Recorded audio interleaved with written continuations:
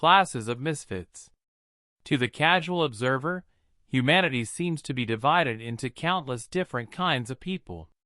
In fact, it is often said that of all the millions of people on the earth, no two are just alike. Some writers on vocational guidance, indeed, express discouragement. They see humanity in such infinite variety that it is impossible ever to classify types. Therefore, they mourn, the vocational expert cannot judge of aptitudes except by trial in various kinds of work until, finally, real native talents appear in actual accomplishment. The anthropologist, however, easily divides mankind by means of several broad classifications. A few distinct variations, easily recognizable by the anthropological expert, put every one of the 1.5 billion people on the face of the earth in his particular class. In the same way, to the casual observer, it no doubt seems that the number and kind of misfits is so great that any attempt to analyze them and classify them must meet with failure. Those, however, who have studied the problem and have met and talked with thousands of those struggling against the handicap of unloved and difficult work, find a few classes which include nearly all of them. Just as there are two fundamental reasons why men and women select wrong vocations, and a few common variations upon these two reasons, so there are just a few general ways in which people select the wrong vocations. An examination of some of these will be illuminating to the reader. The physically frail. In the beginning of the life of the race, all men hunted, fished, fought, danced, sang, and loafed. These were the only manly vocations. There were no clerks, no doctors, and, perhaps, no priests. In some races, and under some conditions today, all of the men are hunters and fishers, or shepherds and stock raisers, or all the men till the field. Some years ago, in our country, practically all the male population worked at the trade of agriculture, there being only a few preachers, doctors, lawyers, merchants, and clerks. In the nations of Europe today, people are born to certain professions or born to a certain narrow circle of vocations. Some people are born to manual labor, and, having once performed manual labor, are thereby firmly fixed in the class of those who earn their living by their hands. Others are born in a class above that, and will suffer almost any privation rather than earn their living by manual labor. In the United States, this same feeling is becoming more and more prevalent. Our physical work is nearly all of it done by those who came to us from across the sea, and native-born Americans seek vocations in some other sphere. The common school is everywhere, and education is compulsory. The high school is also to be found in all parts of the country. There are also business colleges, technical schools, academies, universities, colleges, professional schools, correspondence schools, and other educational institutions of every possible kind. These are patronized by the native-born population as well as by many of those who come to us from foreign lands. The result is that, of the first great class which we shall treat, there are comparatively few in relation to the whole population. Even though this is true, there are all too many. The first class of misfits is composed of those who are too frail for physical labor, and who are not well enough educated to take their places amongst clerical or professional workers. These unfortunates do not like hard, manual work. They cannot do it well. They are outclassed in it. They do not hold any position long. They are frequently unemployed, and they are often compelled to live by their wits. As a general rule, those in this class are well equipped intellectually by nature, and would have responded splendidly to educative efforts if they had been given an opportunity. People of this class lack physical courage. They shrink from hardship, and will do almost anything to escape physical suffering. It is this lack of courage, as well as their inability to make a decent living out of their hands and muscles, that leads them, in so many cases, to unlawful means. As a general rule, people of this type have considerable natural refinement, and refinement is always expensive. They are the kind of people of whom it is often said that they have champagne tastes and beer incomes. It is difficult for them to finance themselves, with any degree of frugality or economy, upon the small and precarious income they earn in manual labor. This is the class of people who sometimes become counterfeiters, sneak thieves, pickpockets, forgers, gamblers, stool pigeons, second-story workers, and petty criminals along other lines which do not require physical courage, strength, and force. Of course, the great majority of these misfits do not enter upon a life of crime. They are, however, poor, often in need, sometimes pauperized, and, as a general rule, their lives are short and miserable. There are those, also, whose cases are not so extreme. Unfitness for manual labor results merely in bare living, a life of comparative poverty, and general lack of success. The fat man. Another class of those who are physically unfit for hard, manual labor are those who are too stout. The fat man is, by nature, fitted to sit in a large, luxurious chair and direct the work of others. He is too heavy on his feet for physical work, as a general rule, and is also too much disinclined to physical effort. It is a well-known fact that, almost without exception, fat men are physically lazy. The natural work, therefore, of the stout man is executive work, banking, finance, merchandising, handling of food products, and the arbitration of differences between his fellow men. Fat men are natural bankers, financiers, lawyers, judges, politicians, managers, bakers, butchers, grocers, restaurant owners, preachers, and orators. If, however, the man of this type does not secure sufficient education and training to enable him to undertake one of these professions, but grows up with no other ways to satisfy his wants than by the exercise of his muscles, he is greatly handicapped in the race for success. It is not usual, however, to find a man of this type amongst the ranks of the poor. Most of them are fairly well supplied with means, and usually have plenty to eat, plenty to wear, and a good place to sleep. In order to obtain the things he desires, the man who has no aptitude for physical labor on account of his great bulk sometimes turns his attention to crime. This type of man may be a gambler, a grafting politician, a confidence man, a promoter of wildcat stocks or bonds, the man who sits behind the scenes and directs a band of criminals or, perhaps, a whole community of them, or in some other way preys upon the gullibility of the public. Naturally, there are fat men also, who are honest and high-principled in their intentions, and who still have not fitted themselves for their true vocation in life. Such men, like those who are physically frail and honest, drag through a miserable existence, never fully realizing their possibilities, or expressing themselves, never finding an outlet for their real talents, never making the success of life which they might have made with sufficient training and in their true vocations. The man of bone and muscle.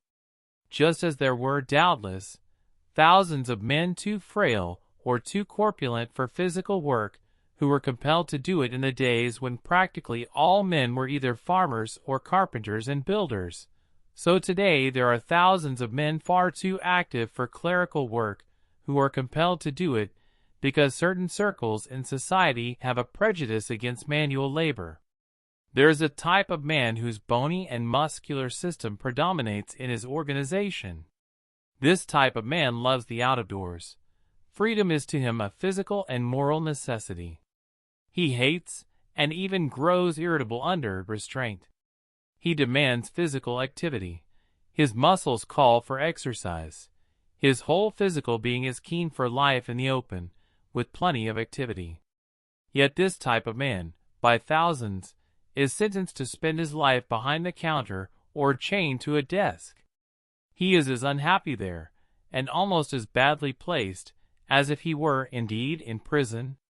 Look around the parks, the roads, the athletic fields, the lakes and streams, the woods, and all out-of-door places in this country, and you will find this man taking a brief rest from his prison cell, engaged in strenuous forms of muscular activity: tennis, golf, baseball, football, lacrosse, cross-country running, boating, swimming, yachting, motoring, horseback riding, hunting, fishing, exploring, mountain climbing, ranching, in many ways seeking to find an outlet for his stored-up physical energy.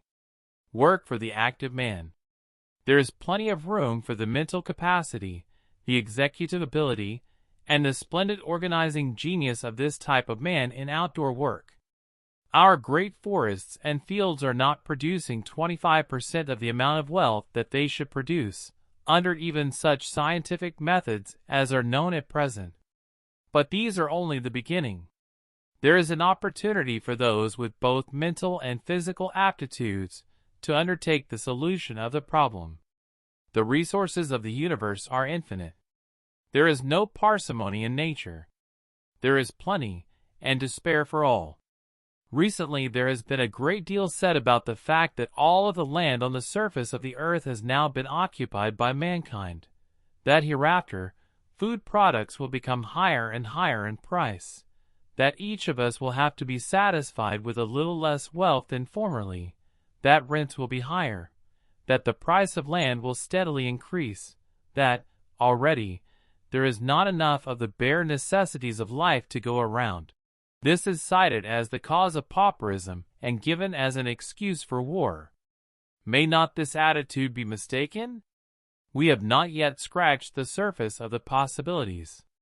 These out-of-door men are fitted by nature to take the scientific truths discovered by those better fitted to sit indoors, and make practical application of them to the problems of increasing the wealth of the race. If a boy in Alabama can grow 232 bushels of corn on 1 acre of ground, then farmers all over the country can grow at least 100 bushels of corn on an acre, which now yields an average of 25 to 30 bushels. By scientific methods, Eugene Grubb has grown 1,000 bushels of potatoes upon an acre of Wyoming land. A considerable addition will be made to the wealth of the race when 1,000 other Eugene Grubbs arise and increase the productivity of thousands of other acres of potatoes. The born leader of men. In his excellent little book, The Art of Handling Men, Mr. James H. Collins says, broadly speaking, the personal equation is that something in a man that makes him effective in managing other men. It is the difference between the fellow who lets a political club, a military company, or a factory force go all to pieces, and some other fellow who can put the pieces together again, or rather, draw them together instantly. For the man who reorganizes without this something is like the chap who cleans his own clock. He usually has a few pieces of the organization left over because they wouldn't fit in anywhere. The personal equation is magnetic. It comes along and acts, and every part falls into place, and the organization is capable of performing a lot of new functions. Not one person in 500 possesses the faculty. Those who don't like to comfort themselves with the assurance that it is a gift which Providence forgot to hand out to them. Innumerable stories grow up around the man who does possess it. One glance from his eagle eye, people say, and he reads you through. One word, and he enforces instant obedience. Thus the personal equation is glorified and mystified. But men who really have this valuable something seldom make much mystery about it. They insist it is largely a matter of common sense, which everyone ought to have at their disposal. Henry Altemus Company, Philadelphia. The personal equation has an interesting way of raising moral issues. One morning in August, 1863, a young clergyman was called out of bed in a hotel at Lawrence, Kansas. The man who called him was one of Quantrell's guerrillas, and he wanted him to hurry downstairs and be shot. All over the border town that morning people were being murdered. A band of raiders had ridden in early to perpetrate the Lawrence massacre. The guerrilla who called the clergyman was impatient. The latter, when fully awake, was horrified by what he saw going on through his window. As he came downstairs, the guerrilla demanded his watch and money, and then wanted to know if he was an abolitionist. The clergyman was trembling, but he decided that if he was to die then and there, it would not be with a lie on his lips.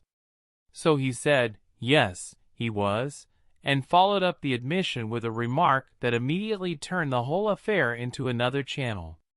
He and the guerrilla sat down on the porch, while people were being killed through the town, and had a long talk. It lasted until the raiders were ready to leave. When the clergyman's guerrilla mounted to join his Confederates, he was strictly on the defensive. He handed back the New Englander's valuables, and apologized for disturbing him, and asked to be thought well of. That clergyman lived many years after the Lawrence massacre. What did he say to the guerrilla? What was there in his personality that led the latter to sit down and talk? What did they talk about? Are you a Yankee abolitionist? The guerrilla had asked. Yes, I am, was the reply, and you know very well that you ought to be ashamed of what you're doing. This drew the matter directly to a moral issue. It brought the guerrilla up roundly. The clergyman was only a stripling beside this seasoned border ruffian. But he threw a burden of moral proof onto the raider, and in a moment the latter was trying to demonstrate that he might be a better fellow than circumstances would seem to indicate. After waking this New Englander to kill him on account of his politics, he spent 20 minutes on the witness stand trying to prove an alibi. He went into his personal history at length.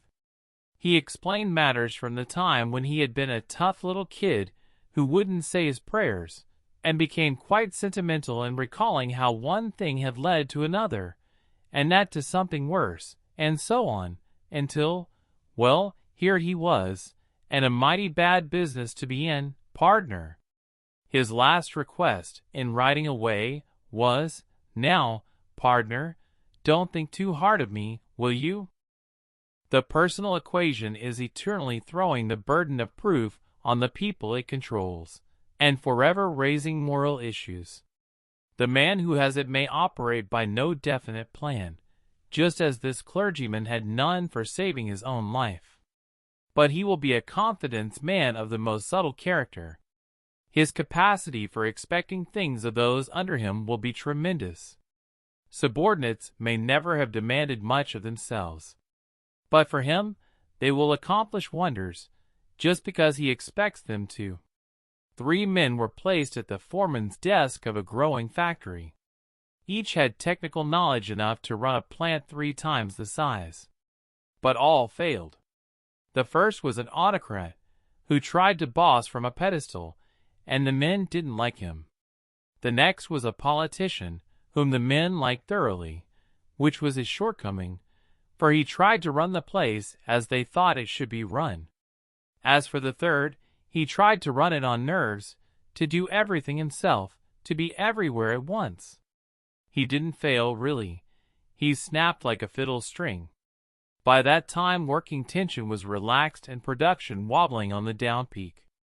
Nobody knew who was in charge, or what would happen. Then along came a 4th candidate with an abnormally developed bump of expectation. He knew how to approve and encourage. Sometimes he said pleasantly, "I knew you could do that, Bill." Again, he put it ironically, "I didn't think you had it in you." But his strong point was expectation. With apparent recklessness, he gave out work 2 sizes too large for everybody. If a subordinate was a number 7 man, he handed him a number 9 job as a matter of course, and usually the latter grew up to it. The politician had tried this same scheme, but introduced it backward. Taking a number 7 man into a corner, he told him impressively that he was a number 9 and promoted him on the spot, and warned him to say nothing about it to anybody else. Then the man tried to swell to fit the office instead of growing to fit the work. But this fourth candidate made everybody see that doing number 9 was more creditable than just being it.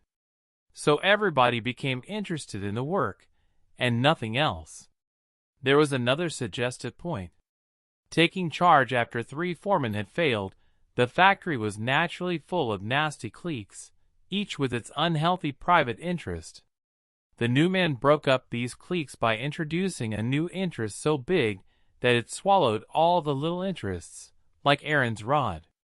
That interest was to turn out work of such quality, and in such quantities, that the factory could get contracts in competition with an older rival, and provide steady employment. That this faculty for putting people under obligation is more the man than a method, however, is shown in one of Daudet's delightful little sketches, the story of a head clerk in a French government bureau, who, on getting a fine promotion, wrote home to his father describing his new chief's homely appearance with light-hearted raillery. Next morning on his desk lay his own letter, initialed by his chief. It had been intercepted by the Secret Service. The chief allowed him to suffer in apprehension one day, and then told him that his indiscretion should rest between themselves. "Try to make me forget it," he said, and the incident hung like a dagger over the clerk's head. Some time after, the latter caught one of his own subordinates stealing from the cash box, and repeated his superior's tactics, even to the formula, "Try to make me forget it." With tears in his eyes, the subordinate thanked him for his clemency, and a few days later, rifled the safe and fled. The moral of which seems to be that, if the clerk had been enough of a judge of men to use his chief's method effectively, he would never have fallen into the asininity of writing such a letter. Those who complain that it is impossible to win the confidence of subordinates might observe the extremely simple fashion in which the man with this something does the trick, by giving people his own confidence first. He has the knack, not only of interesting others, but of keeping up his own interest. In fact, he is often so absorbed in his existence, his work, and the people around him that he is not aware that there is such a malady as lack of interest. He has a heartiness and vitality and geniality quite characteristic, or a misanthropy that is hearty, vital, and optimistic, geniality inside out. The milk of human kindness sometimes comes in a dry form. The man of supreme ability. In his valuable treatise on the 12 Principles of Efficiency, Mr. Harrington Emerson says, "Industrial plants remind me of automobiles. The plants themselves may be more or less good, but on what kind of roads are they running? The philosophy of efficiency is for an industrial plant, for any enterprise, activity, or undertaking, what a network of good roads is for automobiles. Undoubtedly, even on poor roads, automobiles may make some progress, but the worse the road, the more elementary must be the means of locomotion." The Engineering Magazine Company, New York. Railroads, highroads, byroads, bridle paths, footpaths, mountain climbs.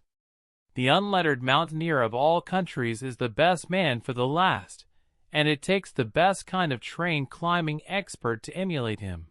But as the road is improved, shoes are exchanged for horses, horses for bicycles, a change from one kind of muscular effort to another, bicycles for automobiles, automobiles for railroad trains, both these latter using incarnate energy instead of muscular or incarnate energy. The all-round skill of the mountaineer becomes the subdivided, specialized skill of many different men, who are supplemented with increasingly complex equipment. The philosophy of efficiency is to be used to build roads along which any organization can travel with the least friction and the greatest advantage. And the more ramified and involved the business, the more is the philosophy needed. However, no highly complex automobile, even with the best network of roads, can make any great progress unless in the hands of a skilled directing intelligence. No highly complex human enterprise, though it uses all the principles of efficiency, can make any great progress unless guided by a skilled intelligence.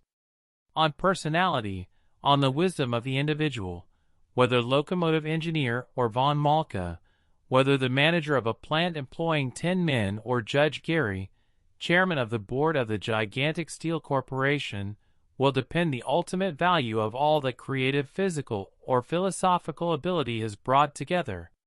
Recently there was submitted to me in the office of one of Chicago's greatest businesses the draft of its organization. No man can pass on the merits of the details of a complicated organization without long and intimate acquaintance with its workings. Seeing the plan of the Chicago plant, pressed for a suggestion, I said, "Your chart is upside down. The president belongs at the bottom, sustaining and carrying, through his organization, all the operations of the plant. Because he is in supreme authority, he has the responsibility of making available for everyone, down to the tool, all the wisdom in the universe in order that each may fulfill perfectly its special duty and task. Whether on the grounds of Long Branch, on the desert trail, in a section, department, division, or plant of a great manufacturing concern or railroad, whether on the deck of a battleship or on a battlefield, what is wanted is a leader who can swing and manage what has been entrusted to him. It has become the fashion in history to decry the strongman theory, to turn for understanding to evolution, to explain the strongman as the inevitable accident of the moment. There is evolution.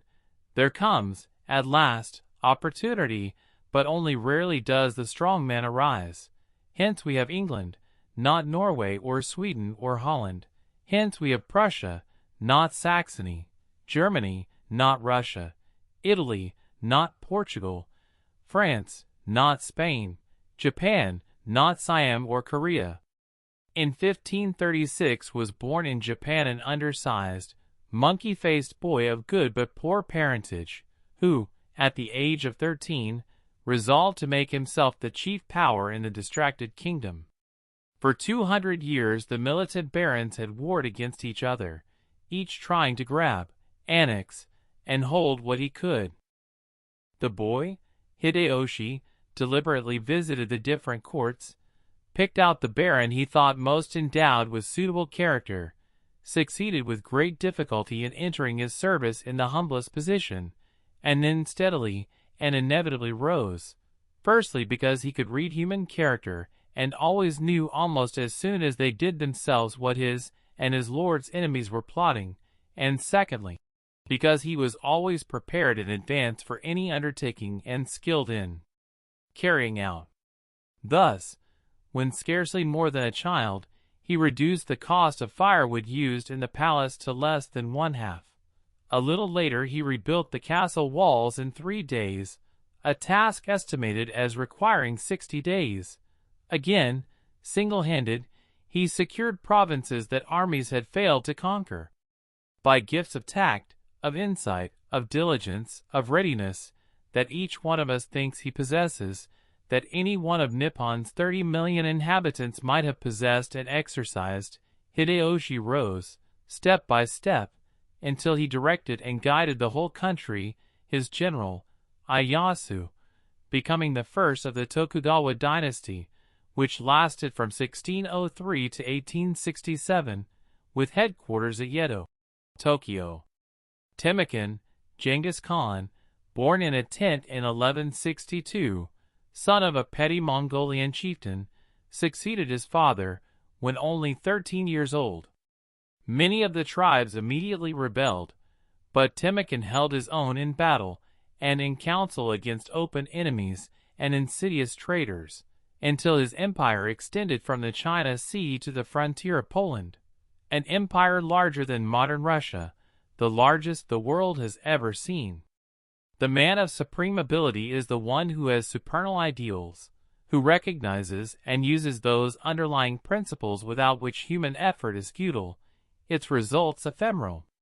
The man of supreme ability is the one who can create and control an organization founded on and using principles to attain and maintain ideals, who then is able to assemble for the use of his organization the incidentals of land, of men and money, labor and capital, of buildings and equipment, of methods and devices. All these incidentals make for volume, for quantity, for man's work instead of woman's work, but they do not make for the spirit, nor for the quality, nor for the excellence of work. The elements of executive ability. We have quoted thus at length from Mr. Collins and Mr. Emerson to show the inbornness, so to speak, of real executive ability. The art of handling men depends upon certain inherent aptitudes plus a certain amount of the right kind of training. A very large class of executives lacks the aptitude. A still larger class lacks the right kind of training. It is possible, of course, to give training to those who have the aptitude. It is impossible to give training which will make efficient executives of those who are deficient in the natural aptitudes. The result of all this is that we have a very large class of misfits, men who, for some reason or other, have been promoted into executive positions, and who do not have the proper qualifications. These men suffer, those under them suffer, those who employ them suffer. Some men are too active themselves ever to be good directors of the activities of other men. They cannot sit back quietly and direct others. They demand expression in action. They are, therefore, always thrusting aside their subordinates and doing the thing themselves, because they lack the ability to teach others to do the work and to do it correctly. When such men are compelled to wait for others to accomplish things, they grow irritable, impatient, and lose control of themselves and, therefore, of the situation. They are not ideal executives and do not, as a general rule, rise to very high executive positions. They ought not to attempt to do executive work. There are others who are too easygoing to command men. They permit their men to get too close to them, and they feel too sympathetic toward them. They are likely, also, to be partial, not to demand or exact enough, and, therefore, their departments are always behind, never quite coming up to quota. Two types of executives. There are two distinct types of executives. There is the impatient, driving, quick, keen, positive, irritable type. This man can get good results from a certain type of worker, but he only irritates, frightens, and drives to sullen resistance other types. The other is the mild, kindly, persuasive, patient, enduring, persistent, determined type of executive who wins his success by attracting to himself the intense loyalty and devotion of his men. Both types are successful, but they are successful with different kinds of men. The employer who selects executives, therefore, needs to bear this in mind, and to select the right type of men to work under his various lieutenants. On the other hand, men who take executive positions should see that they secure for themselves the type of workers from whom they can secure results. This will not be easy, because, as a general rule, an executive tends to surround himself with men of his own type, which is usually a mistake. Men, in selecting positions, should also bear this truth in mind. They should know the kind of executive under whom they can do their best work, and, if at all possible, work under this kind of superior officer. Slaves to machinery. In an earlier chapter of this book we referred to the type of boy or girl who is too restless to study, to continue in school, who is eager to begin his life work, who therefore leaves school at an early age and takes up some work for which he is then fitted, but which, in after life, he finds to be uncongenial and unprofitable. As a general rule, such individuals are ambitious, oftentimes exceedingly ambitious.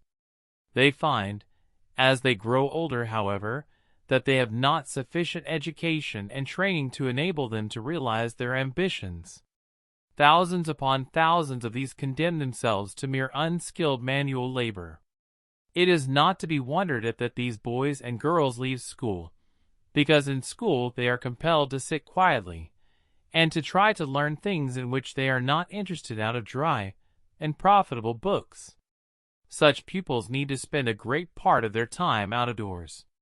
They can be thus taught far more easily, will take a greater interest in their studies, and can gain both knowledge and skill which will be more valuable to them in the world of work. They also need to be taught indoors manual training, domestic science, printing, laundry work, scientific horticulture, scientific agriculture, dairying, and many other such branches. The recently projected vocational schools, continuation schools, half-time schools, and other such contrivances for giving the boy or the girl an opportunity to learn a useful trade while he is mastering the 3 R's, are a very important and valuable step in the right direction, with an opportunity thus to find expression for his mechanical ability and his great activity. The boy will be encouraged to remain longer in school. Those who have left school at an early age on account of restlessness should take very seriously to heart the fates of tens of thousands of men and women before them, who have done the same thing, and who have made a failure of their lives, because they did not have sufficient education and training with which to realize their aspirations. The impractical.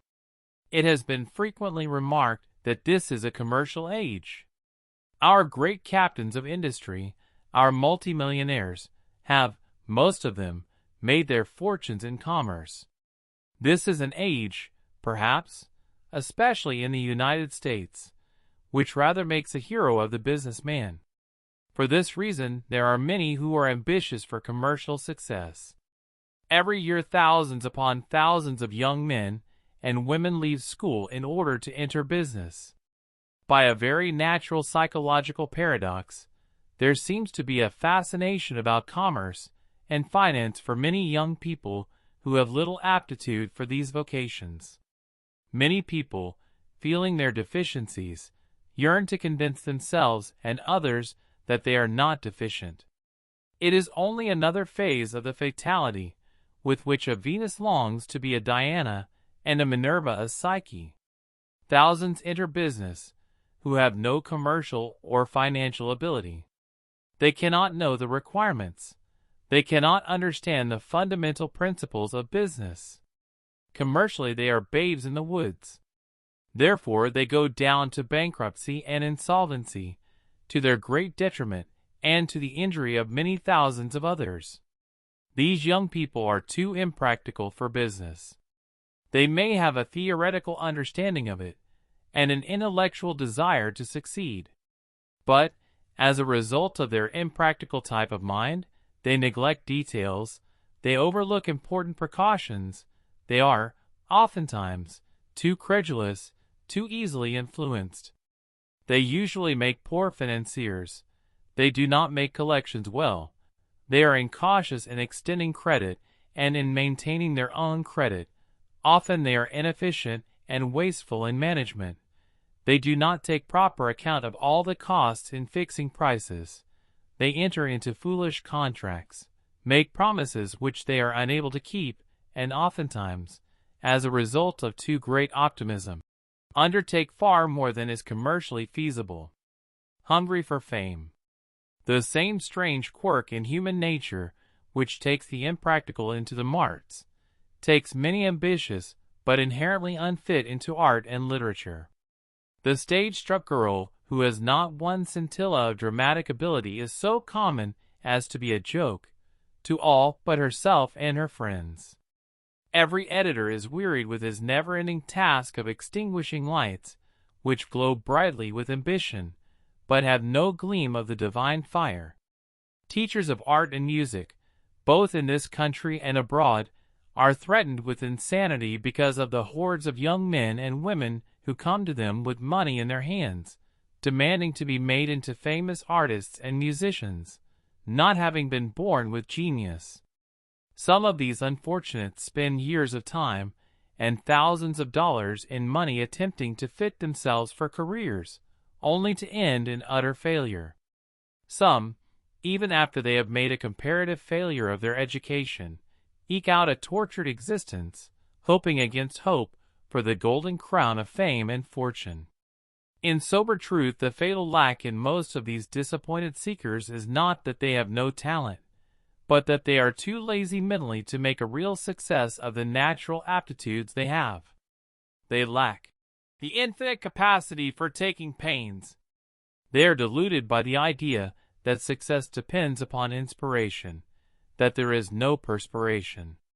Yet every great writer, every great musician, every great actor, every great author knows that there is no fame, there is no possibility of success, except through the most prolonged and painstaking drudgery. Life is brief, art is long. Perhaps no actor of modern times had greater dramatic talents inborn than Richard Mansfield. Yet here is the story of how Richard Mansfield worked, toiled, starved, and suffered in achieving success in his art. His friends crowded St. George's Hall for his first appearance. It was observed, as he uttered the few lines of the Beetle, that he was excessively nervous. When, later in the evening, he sat down at the piano and struck a preliminary chord, he fainted dead away. From Richard Mansfield, by Paul Wilstack. Charles Scribner's Sons, New York. Mr. Reed relieved him of his position at once. In discharging him, he said, "You are the most nervous man I have ever seen." It was not all nervousness, however. Mansfield had not eaten for 3 days. He had fainted from hunger. Mansfield was now on evil days, indeed. He moved into obscure quarters and fought the hard fight. It was years before he would speak of these experiences. In fact, he rarely ruminated on the past in the confidences of either conversation or correspondence. Memory troubled him little, and by the universal quotation, it withheld its pleasures. He dwelt in the present, with his eyes and hopes on the future. It was always the future with him. No pleasure or attainment brought complete satisfaction. He looked to the past only in relation to the future, for experience, for example, for what to avoid. Once, when at the meridian of his fame, he was asked to lecture before the faculty and students of the University of Chicago. For his subject he chose, on going on the stage, that he might exploit to those before him the reality of the actor's struggle, he lifted for the first time a corner of that veil of mystery which hung between his public and his past, and told of these early London days. For years I went home to my little room, if, fortunately, I had one, he said, and perhaps a tallow dip was stuck in the neck of a bottle, and I was fortunate if I had something to cook for myself over a fire, if I had a fire. That was my life. When night came, I wandered about the streets of London, and if I had a penny I invested it in a baked potato from the baked potato man on the corner. I would put these hot potatoes in my pockets, and after I had warmed my hands, I would swallow the potato. That is the truth. At length, his wardrobe became so reduced that attendance at any but the most informal entertainments became out of the question, and finally he had to give up these. Soon he was inking the seams of his coat, and wandered about shunning friends, for fear they would learn to what a condition he was reduced. Often, he admitted, I stayed in bed and slept because when I was awake I was hungry. Footsore, I would gaze into the windows of restaurants, bakeries, and fruit shops, thinking the food displayed in them the most tempting and beautiful sight in the world. There were times when I literally dined on sights and smells.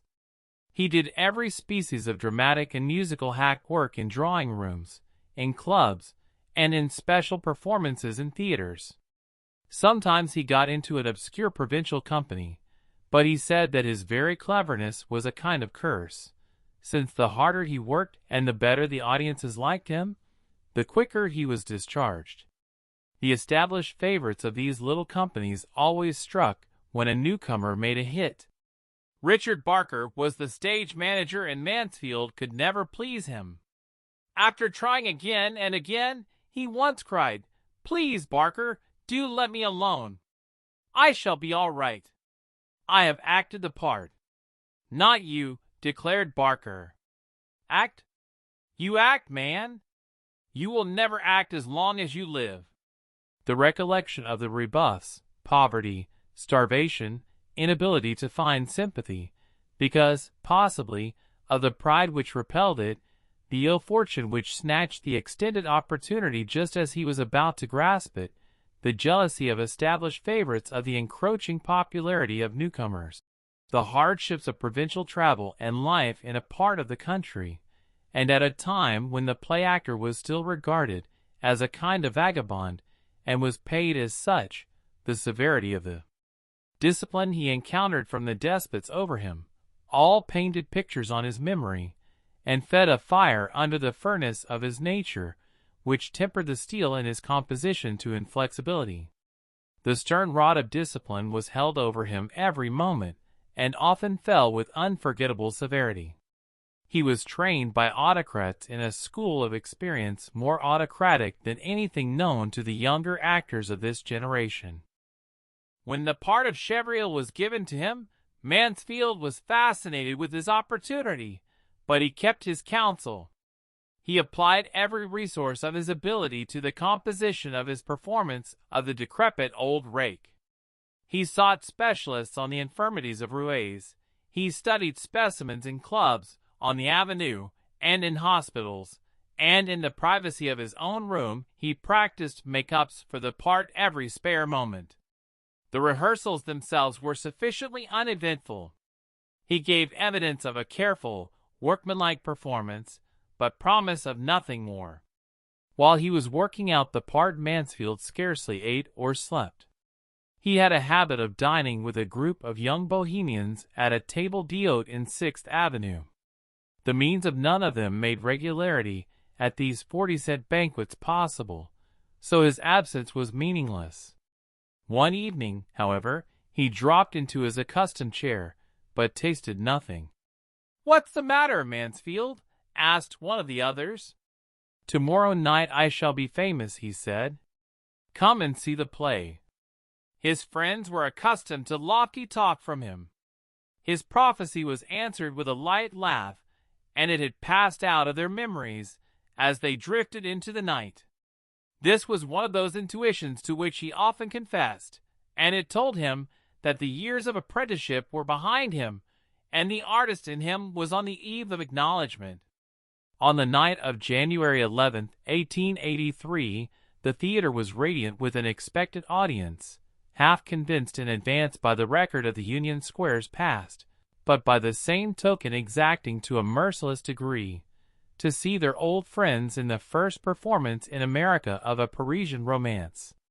Mansfield made his entrance as the Baron Chevrier within a few moments after the rise of the curtain. It was effected in an unconcerned silence on the part of the audience. There were, on the other hand, the deserved receptions of old favorites by old friends, as Miss Jewett, Miss Vernon, Miss Carey, Mr. de Belleville, Mr. Parsel, and Mr. Whiting came upon the scene. When Chevrier, finding himself alone with Tyrrendel and Laubonniere, exposed his amusingly cynical views of life and society, some attention was paid to a remarkable portrait of a polished, but coarse, gay, though aging, voluptuary. The scene was short, and he was soon off, though not without a little impudent touch, in passing the maid in the doorway, that did not slip unnoticed. The dramatic disclosures which followed brought the act to a close with applause that augured well. Henri Marcel and Madame de Targy were called forward enthusiastically. The second act revealed the Baron's chambers. With the exception of 2 minutes, he was on the stage until the curtain fell. The Baron's effort, so precisely detailed, to reach and raise the dumbbells from the floor, the inveterate libertine's interview with shrewd Rosa, the danseuse, who took the tips he expected would impoverish her and thus put her in his power, for the purpose of playing them the other way, the biting deliberation of his interview with his good Baroness and Henri, who comes to ruin himself to save his family's honor, all held the audience with a new sensation. As he pushed his palsied arms into his coat, and pulled himself fairly off his feeble feet in his effort to button it, turned up to his door humming like a praying bumblebee, faced slowly about again, his piercing little pink eyes darting with anticipation, and off the trembling old lips droned the telling speech. "I wonder how his pretty little wife will bear poverty." "Hum. We shall see." The curtain fell to applause which was for the newcomer alone. He had interested the audience, and was talked about between the acts. Mr. Palmer rushed back to his dressing room, and found him studiously adding new touches to his make-up for the next act. "Young man," exclaimed the manager, "do you know you're making a hit?" "That's what I'm paid for," replied Mansfield, without lowering the rabbit's foot. The third act was largely Marcel's. The Baron was on for an episodic interval, but succeeded, in that he did not destroy the impression already created. The fourth act revealed a magnificent banquet hall with a huge table laden with crystal, silver, snowy linens, flowers, and lights. At the top of a short stairway at the back was a gallery, and an arched window through which one looked up the green aisle of the Champs-Élysées to the Arc de Triomphe, dimly visible in the moonlight. The Baron entered for one last glance over the preparations for his petit souper for Rosa and her sister of the ballet at the opera.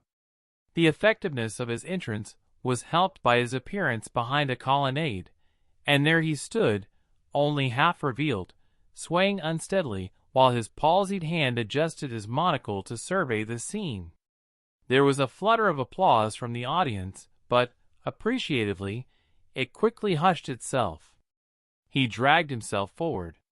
The cosmetic could not hide the growing pallor of the parchment drawn over the old reprobate's skull. He crept around the table and, with a marvelous piece of business by which he held his wobbly legs while he slowly swung a chair under him, collapsed. The picture was terrible, but fascinating. People who would, could not turn their heads. His valet was quick with water, and held the glass in place on the salver while he directed it to the groping arm. The crystal clinked on Chevrill's teeth as he sucked the water. Presently he found his legs again, and tottered up to the staircase. The picture of the black, shriveled little man dragging his lifeless legs up to the gallery step by step was never forgotten by anyone who saw it. At the top he turned and said in ominous tones, "I do not wish to be disturbed in the morning. I shall need a long sleep," and dragged himself out of sight. He had been on the stage 5 minutes and had said scarcely 50 words.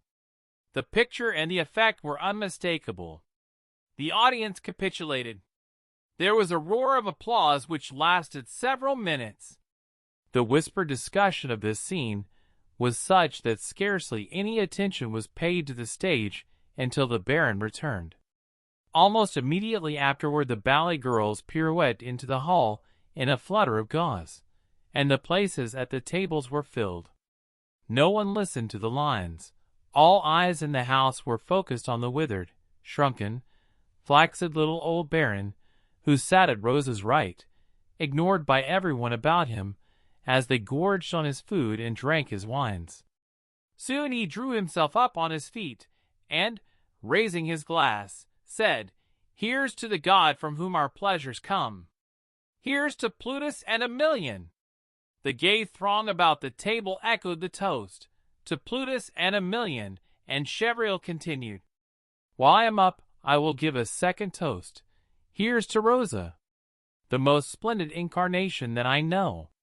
Placing the glass to her lips for a first sip, the lecherous old pagan's own lips sought the spot, sipped, and he sank back into his chair.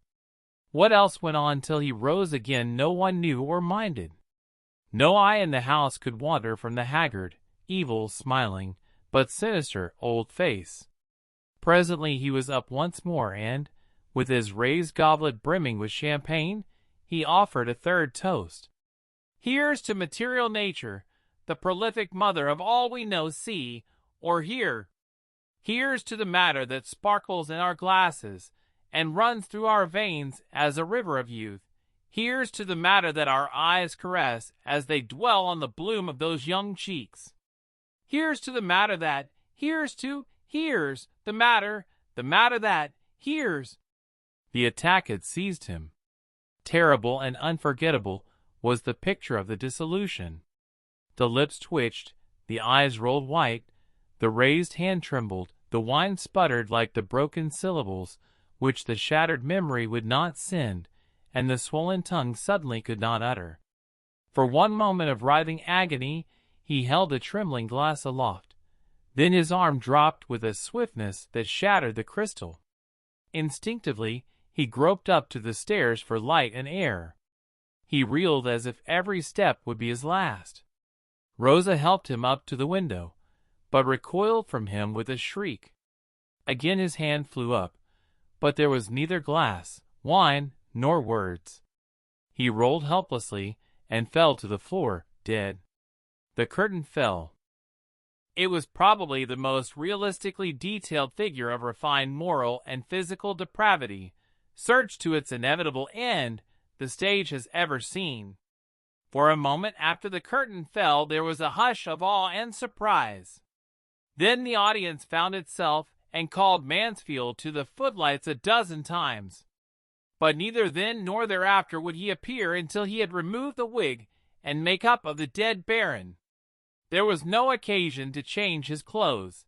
He wore the conventional evening suit. The effect of shriveled undersizedness was purely a muscular effect of the actor. The contrast between the figure that fell at the head of the stairs and the athletic young gentleman who acknowledged the applause was no anticlimax. Mansfield had come into his own. The superb art of his performance had dwarfed all about it. The play was killed, but he was from that moment a figure to be reckoned with in the history of the theater.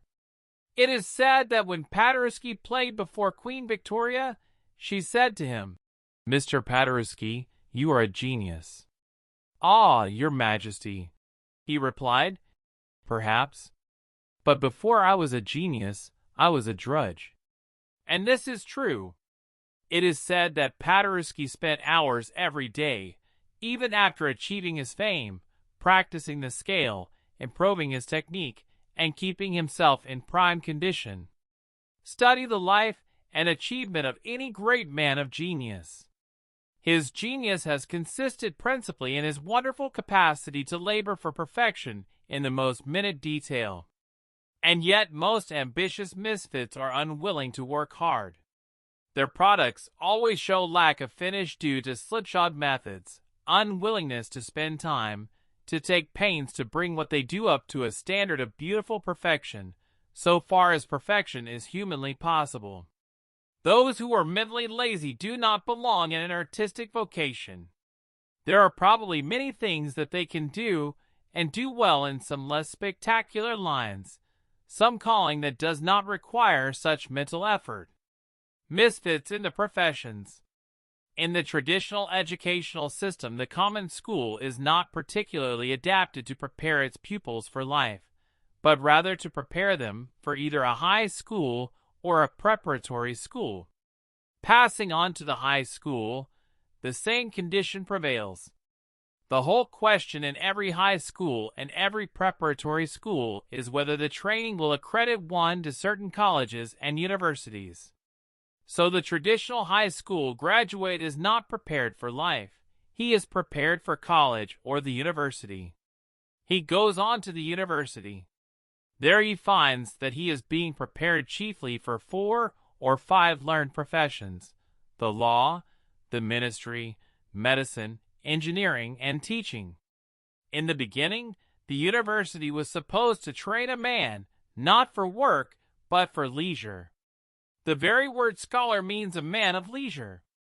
People were trained, therefore, not for usefulness, but for show, not to earn their living in the world, but rather, their living having been provided for them by a thoughtful government or a kind-hearted parent, to present evidences of the fact. One of the chief of such evidences was the ability to go to a college or university, and to take the time to learn a great deal of useless knowledge about dead languages, philosophies, and dry-as-dust sciences. While this is not true to so great an extent today, there is still much of the old tradition clinging about colleges and universities, and we are training men and women not for commercial or industrial or agricultural lines, but rather for the learned professions. The white-collar man. In England and other European countries, no man is held to be a gentleman who has ever earned his living by the work of his hands. No one is accredited with standing as an amateur athlete who has ever lost caste. In this way, while this caste feeling is not so strong in America as it is abroad, it still has a considerable influence upon parents and their children in the selection of a vocation. While one does not lose caste by doing manual labor temporarily or as a makeshift, he suffers socially in certain circles who chooses deliberately a vocation which requires him to wear soiled clothing, to carry a plebeian dinner pail, and to work hard with his hands. Because of this, many bricklayers, carpenters, blacksmiths, shoemakers, plasterers, plumbers, and other workers, ambitious socially for their sons, instead of teaching them trades in which they might excel and in which there might be an unrestricted future for them, train them for clerical and office work. Having felt the social handicap themselves, these men and their wives determine that their children shall belong to the class which wears good clothes, has soft, white hands, and eats luncheon at a cafeteria, or from a paper parcel which can be respectably hidden in an inside coat pocket. And so there are armies of white-collar men who would be healthier, wealthier, more useful, and happier if they wore overalls and jumpers. The typical bank clerk is a good illustration. Pallid from long hours indoors, stooped from his concentration upon interminable columns of figures, dissatisfied, discontented, moving along painfully in a narrow groove, out of which there seems to be no way, underpaid, he is one of the tragedies of our commercial and financial age. While the section hand may become a section boss, a roadmaster, a division superintendent, a general superintendent, a general manager, and, finally, the president of a railroad, while the stock boy becomes, eventually, a salesman, then a sales manager, and, finally, the head of the corporation, while apprentices to carpenters, bricklayers, and plumbers may become journeymen, and then contractors, and, finally, owners of big buildings, while the farmhand may become a farm owner, then a landlord, and, finally, perhaps, the president of a bank, while a workman in a factory handling a wheelbarrow may afterward become the president of the greatest corporation in the world. The clerk, toiling over his papers and his books, is almost inevitably sentenced to a lifetime of similar toil, with small opportunities for advancement before him. There are men fitted by inheritance and training for clerical work and what lies beyond and above it. They are so constituted that they have the ability to take advantage of opportunities, to forge to the front from such a beginning, and to rise to commanding positions. But this is not true of the men who have aptitudes which would make them successful in active work with their hands, and afterward with hand and brain. These men of inherent activity and skill of hand, men whose bones and muscles were made for work, whose whole nature calls for the out-of-doors, are doomed to stagnate, grow discontented, and finally lose hope, if compelled by pride or bad judgment to undertake the white-collar man's job. Social value of the white-collar man. Regarding the social deficiency of this class of worker, Martha Brinsley Brewer and Robert W. Brewer, in their excellent book, Increasing Home Efficiency, have the following to say. The output of their domestic factory so far is 2 sons able to earn living salaries, who are useful to the community undoubtedly, but as easy to replace if damaged as any other standard products that come a dozen to the box. They themselves didn't like the upper reaches of the artisan class where they had spent their lives, so they boosted their sons till they could make a living by the sweat of their brains instead of the sweat of their brows. Society can use the Shaw boys, but is it profitable to produce them at the price? The money that made these boys into a clerk and a stenographer cost 20 years of their parents' brain and muscle. Mrs. Shaw has bred the habit of saving into her own bones till now, when she might shift the flat iron, the cook stove, and the sewing machine from her shoulders, she can't let go the $10 a month her help eats and wastes long enough to straighten up her spine. These two boys, and a daughter still in the making, have cost their father and mother 20 years, which Mr. Shaw sums up by saying, "So you see, the final result of making up your mind to do a thing, including the great trouble of bringing up a family, is just getting down to the ground and grinding." Isn't it just possible that society has lost as much in the parents as it has gained in the children? Couldn't we have got the same product some cheaper way? Or a better product by more efficient home management? Women's work. Perhaps the saddest of all the misfits are to be found amongst women, or it may be that their cases seem to us to be saddest because there are so many of them. Under the old-time regime, there was but one vocation open to women, that of wife and mother. Regardless of aptitudes, physical strength or weakness, personal likes or dislikes, all women were expected to marry and bear children, and to qualify successfully for a vocation which combined the duties of nursemaid, waitress, laundress, seamstress, baker, cook, governess, purchasing agent, dietitian, accountant, and confectioner. In the early days of this country, in addition to these duties, women were also called upon to be butchers, sausage makers, tailors, spinners, weavers, shoemakers, candle makers, cheese makers, soap makers, dyers, gardeners, florists, shepherds, beekeepers, poultry keepers, brewers, picklers, bottlers, butter makers, mill liners, dressmakers, hatters, and first aid physicians, surgeons, and nurses. In more modern times, women have entered nearly all vocations. But even yet, there is much prejudice against the woman who descends out of her traditional sphere. The woman who is not a wife, mother, and housekeeper, or a domestic parasite, housekeeping by proxy, loses caste among the patricians. Many men and, on their behalf, their mothers and sisters, shudder at the sordid thought of marrying a girl who has been so base as to work for her living. And so stenographers, clerks, accountants, saleswomen, factory workers, telephone operators, and all other women in the business world are about 99% temporary workers.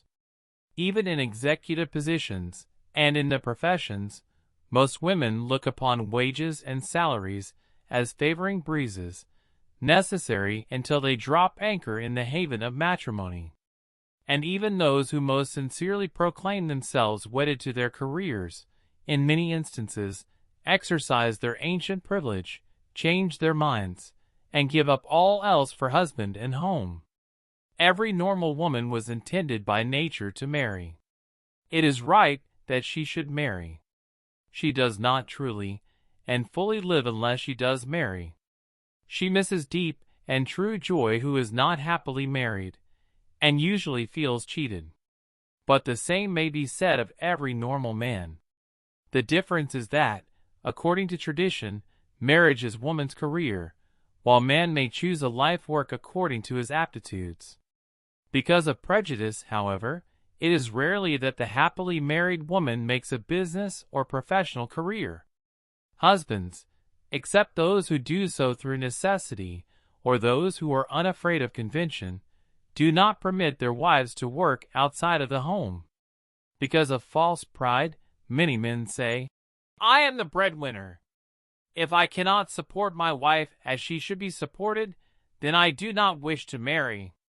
And so thousands of women sigh away their lives at work they hate, while a hungry, sad world suffers for what they would love to do. the waste of these misfits is threefold. First, the women lose the opportunity for service, profit, and enjoyment which should be theirs. Second, the world loses the excellent services which they might render. Third, oftentimes these women are very poor housekeepers. They simply have not the aptitudes. Their husbands and their families suffer. Women without homes. Another very large class of misfits, and, perhaps, even more to be pitied than any other, is composed of the women who are compelled to earn a living in the business world, in the professional world, or elsewhere, whose true place is in the home. Many of these are unmarried, either because the right man has not presented himself, or because there are not enough really desirable men in the community to go around. Others are widows. Still others are women who have been deserted by their mates. Some of them are compelled to support their parents, brothers, and sisters, or even their husbands. If traditional methods and courses of education miss the needs of many of our young men, what shall we say of conventional education for girls? Well, to tell the truth, we do not know what to say. Educational experts, reformers, philosophers, investigators, and editors have spoken and written volumes on the subject. Women upon whom the different kinds of educational formulae have been tried have also written about it. Some of them have told tragic stories. There has been, and is, much controversy. Some say one thing, some another, but what shall common sense say? After all, education is rather a simple problem in its essentials. It means development of inborn talents. And education ought especially to develop the natural aptitude of most of our girls for efficiency in homemaking and child-rearing. Most young women enter upon the vocation of wifehood and motherhood practically without any training for these duties. It is as unscientific to expect all women to be successful wives and mothers as it would be to expect all men to be successful farmers. It is as tragic to expect an untrained girl to be a successful wife and mother as it would be to expect an untrained boy to be a successful physician and surgeon. Executives and detail workers. A very broad division of misfits is into those who are fitted to do detail work, trying to do executive work, and those who are natural-born executives compelled to do detail work. This is a very common cause of unfitness. Some men love detail, and can do it well. They naturally see the little things. Their minds are readily occupied with accuracy in what seem to others to be trifles, but which, taken together, make perfection. They are careful. They are dependable. They can be relied upon. Such people, however, do not have a ready grasp for large affairs. They cannot see things in their broader aspect. They are not qualified by nature to outline plans in general for other people to work out in detail. They are the men upon whom the world must depend for the careful working out of the little things so essential if the larger plans are to go through successfully. On the other hand, there are some people who have no patience with details. They do not like them. They cannot attend to them. If depended upon for exactitude and accuracy, they are broken reeds. They forget detail. There are many executives holding important positions and making a sad failure of them because they are, by natural aptitudes, excellent detail men but poor planners and executives. The following story illustrates, perhaps, as well as anything we could present, the qualities of these overworked, busy executives who have no right to be executives, but ought to be carrying out the plans of someone else. How Socratic helped Brainerd build business. People sometimes bring their business troubles to a friend whom we shall call Socratic, and Socratic helps them out for a consideration. His time is valuable, and he bought his wisdom at a high price. Some months ago, a pompous fellow dropped in. We recognized him as Brainerd, one of the leading business men of a small city. His story was this. He had built up a big enterprise during the pioneer boom days of easy money and negligible competition.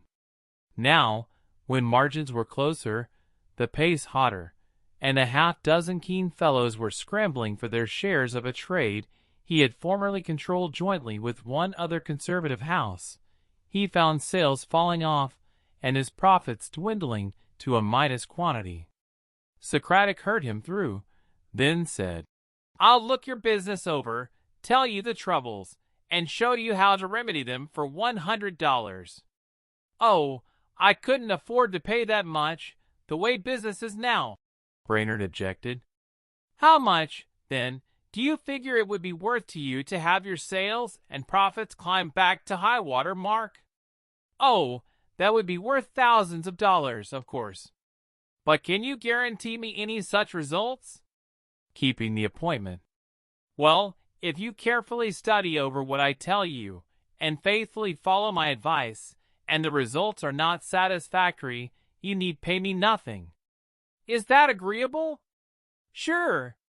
If you can show me how to bring my profits back to normal, I'll gladly pay you $200. "It's a go," said Socratic. "Have the contract drawn up ready to sign when I call to begin my examination." "When shall that be?" "Well, let's see.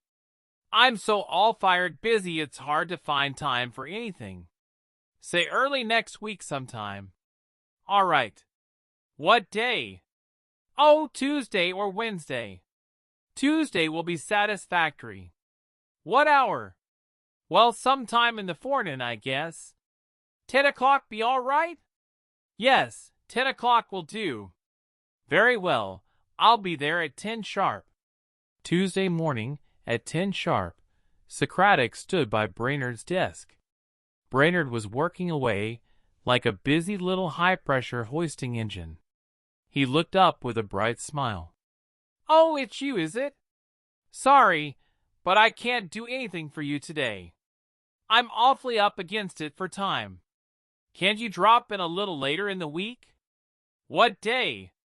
Socratic asked. "Oh, Thursday or Friday," a little impatiently. "Thursday is all right."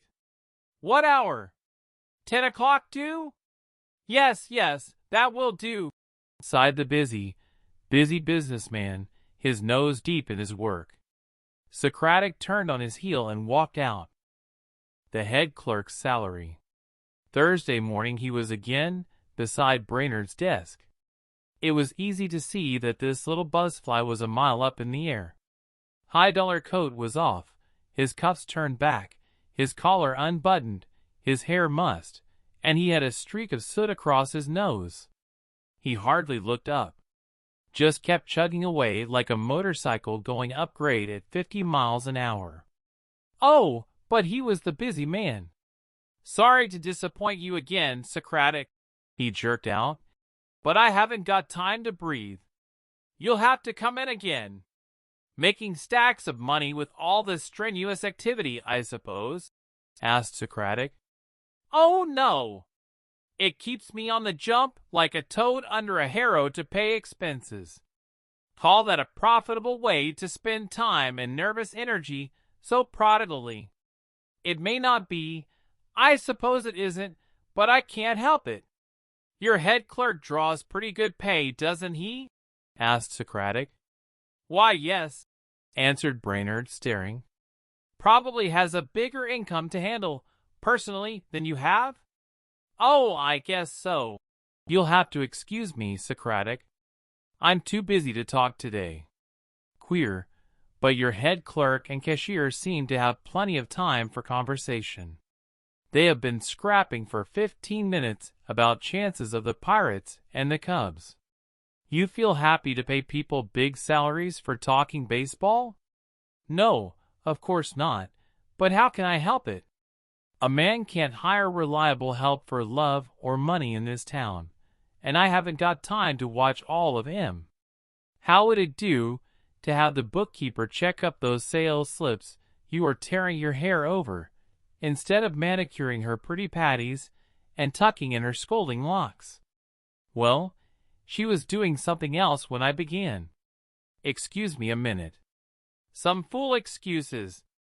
And Brainerd dashed away to the front of the store to wait on a nicely dressed lady who had just come in. When he returned, he said, "I'll tell you, Mr. Socratic, I've been thinking over the matter of our contract, and I don't believe I'm prepared to go into that thing at present.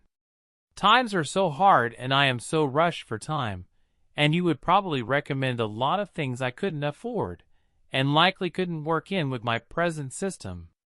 I guess I'll have to let it go for the present. It would be a good thing, no doubt, but I guess I'll have to do the best I can without it. Sometime later, perhaps, I'll take it up with you. Why, I don't even get time to read the papers, and I certainly wouldn't have time to go into that examination with you." "I completed my examination," remarked Socratic. "Why, how's that?" gasped Brainerd. "When did you do it?" "The day you were in my office. What I have seen and heard on my 2 visits here only confirms the diagnosis of your case I made then. But the real purpose of the 2 calls was to endeavor to make you see your troubles as I see them." "I don't know what you mean, sir," said Brainerd, piqued by the unmistakable trend of Socratic's remarks. "I rather think you do, but I'll take no chances. Your business is desperately ill, isn't it?" "Yes, I guess it is." Reluctantly. "Then it needs a heroic remedy, doesn't it?" "Possibly. And that remedy must be applied to the source of the trouble." "Not so?" "Yes. And that source is none other than Mr. James H. Brainerd. No, don't blow up with a loud report. Listen to me. You are really too good a businessman to go to the wall for the want of a little teachableness. You have foresight, initiative, energy, and perseverance. These are success qualities of a high order. But you have fallen into some very costly bad habits. Let me give you the names of 6 old-fashioned virtues that you are going to start right in to cultivate. When you have developed them, your profits will take care of themselves." The remedy. "The first is order. You waste 75% of your time in nervous energy because you let your work push you instead of planning your work and then pushing your plan. The second is punctuality. You lose time, money, friends, temper, and willpower because you are vague and careless about making appointments and slipshod about keeping them. The third is courtesy. This has its source in consideration for others and is closely allied to tact. When you ask me to come and help you, and then tell me you are sorry you can do nothing for me, or sorry to disappoint me, that's patronizing. When you ignore a caller and go to reading papers on your desk, that's rudeness. And you can't afford them in your business. The fourth is economy. Your time is worth more to this business than that of all the help put together.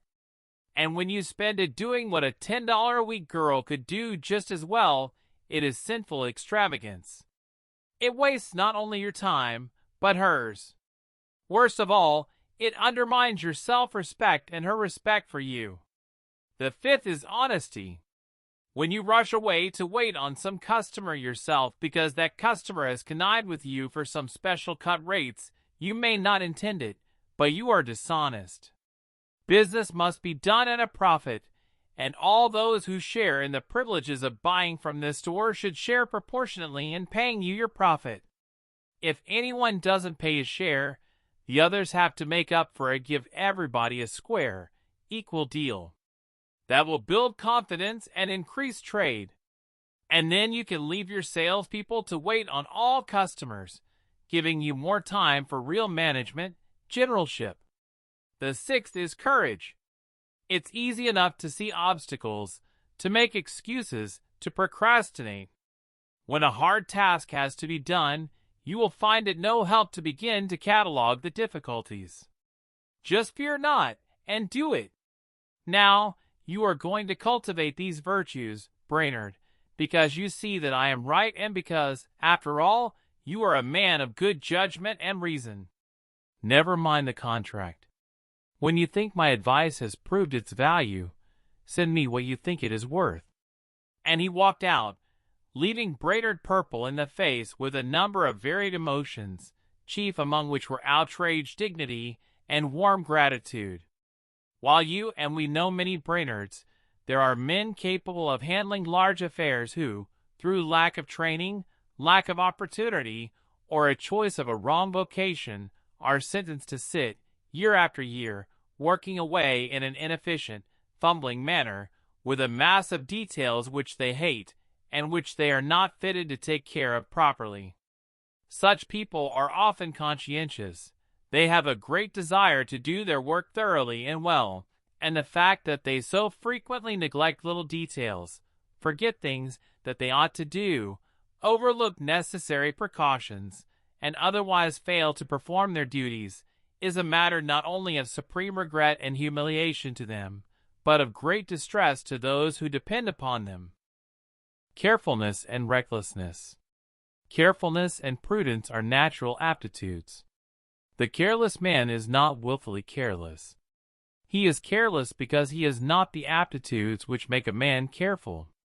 The imprudent man is not willfully imprudent, but because he does not have the inherent qualifications for prudence, the taking of precautions, the wise and careful scrutinizing of all the elements entering into success. For some work men are required who have the natural aptitudes of carefulness and prudence. The great tragedy is that this kind of work is often entrusted to men who are so constituted that it is very easy for them to take chances. The person who is naturally optimistic and hopeful, and always looks on the bright side cheerfully, expects whatever he does to come out all right, as he expresses it. He therefore neglects to take sufficient precautions. He does not exercise care as he should. He takes unnecessary and unwise risks. The result is that oftentimes his optimism turns out to be very poorly justified. When things do go wrong on account of their carelessness, such people may feel distressed about it for a time, but they soon recover. They hope for better luck next time. They expect, by their ingenuity and resourcefulness, to more than make up for the troubles which have come as the result of their carelessness. On the other hand, those who are naturally careful and dependable do not have much hope of things coming out right without eternal vigilance and foresight. They are inherently somewhat apprehensive. They take precautions, are on their guard, and leave no stone unturned whose turning may ensure success.